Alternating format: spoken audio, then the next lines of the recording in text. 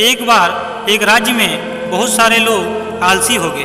उन्होंने सारा काम धाम करना छोड़ दिया, यहाँ तक कि अपने लिए खाना बनाना भी छोड़ दिया और खाने के लिए दूसरों पर निर्भर रहने लगे। ज़्यादातर समय वे लेटे रहते या सोते रहते। खाने की समस्या का निराकरण जरूरी था, क्योंकि इन आलसियों को खिलाने में लोग आनाकानी करने लगे।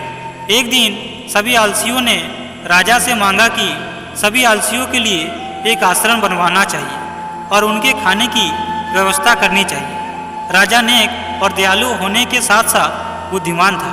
उसने कुछ सोचकर मंत्री को एक आश्रम बनाने का आदेश दिया। आश्रम के तैयार होने पर सभी आलसी वहां जाकर खाने और सोने लगे। एक दिन राजा अपने मंत्री और कुछ सिपाहियों के साथ वहां आया और उसने एक सिपाही से कहकर आश्रम में आग लगवा दी। आश्रम को जलता देख आलसियों में भागदड़ मच गई और सभी जान बचाने के लिए आश्रम से दूर भाग गए। जलते हुए आश्रम में दो आलसी अभी भी सोए हुए थे।